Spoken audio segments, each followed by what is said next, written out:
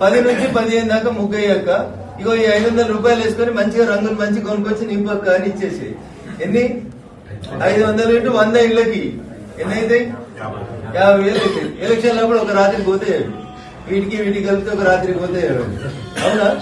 అయితే ఒక కండిషన్ అక్కకి ఏం పెడతారంటే మీరు ఇంటి ముంగడేసే ముగ్గులో మధ్యలో కమలం గుర్తు వేయమని చెప్పు. ఒకటి కాషాయం 2 ఆకుపచ్చ రంగుతో ఆ ముగ్గు నింపుమని. రోజు అట్లా నడుచుకుంటూ పోయేటోడు, సైకిల్ మీద పోయేటోడు, మోటార్ సైకిల్ పోయడానికి రోజు ఆ లైన్ లో పోతుంటే ఏం కనబడుతుంటాయి? ఒక 100 ఇళ్ళు లైన్ గా కమలం గుర్తు వేసినాయి అనుకోండి, సైకలాజికల్ వార్ స్టార్ట్ అవుతుంది. రోజు 5 రోజులు కంటిన్యూస్ గా పువ్వు గుర్తు పడేట్లా దాని దగ్గర పోవడానికి ఇష్టపడాడు. పక్కకి వెళ్ళిపోతాడు, ఈ పక్కకి వెళ్ళిపోతాడు, గుర్తు చూస్తాడు. 2 రంగులు, ఒకటి కాషాయం గ్రీన్, తోట గ్రీన్ లైట్ వేసేసి ముందుకు పోమన్నారు. 500 ఇయ్యండి.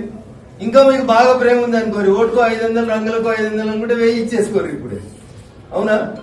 ఇట్లా చేసేసారు అనుకోండి. అక్క రోజు ముగ్గేసి రోజు కమలం గుర్తేసి ఓటింగ్ పోయినాక ఎవరికి ఓటేస్తుంది? ఎవరికేస్తుంది? రోజు అదే గుర్తుకి ముగ్గేసి వేసిన తర్వాత ఆమె చెయ్యి ఎటు పోతుంది? ఓటేసినప్పుడు పోదా? దీనికైనా పెద్ద యుద్ధం చేయాలి. ఇప్పుడు లక్షలు వంచాల్సిన ఉన్నాయా? లేవు కదా. సైకలాజికల్ ఒక వార్ అన్నట్టు. అరే ఎవరి ఇంటి ముందు చూసినా పువ్వు గుర్తే కనబడుతుంది.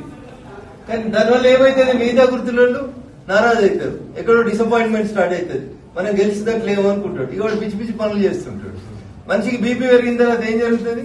తప్పుడు నిర్ణయాలు తీసుకుంటారు, ఆవేశపూరితమైనటువంటి నిర్ణయాలు తీసుకుంటారు. దీనికి నువ్వేం చేస్తున్నావు? బయటికి ఏం కనబడతలేదు. నువ్వు కింద స్టవ్ పెట్టినావు, మంట పెట్టినావు, మీద పెంక మండుతా ఉంది, కాలుతా ఉంది. అట్లా ఆ కాలుడికి ఆడ పైన ఏం వేసినా, నువ్వు ఏం వేసినా దాని మీద ఎగురుతూనే ఉంటాయి చెంగర. అట్లా వాళ్ళు కూడా ఎగురుతారు.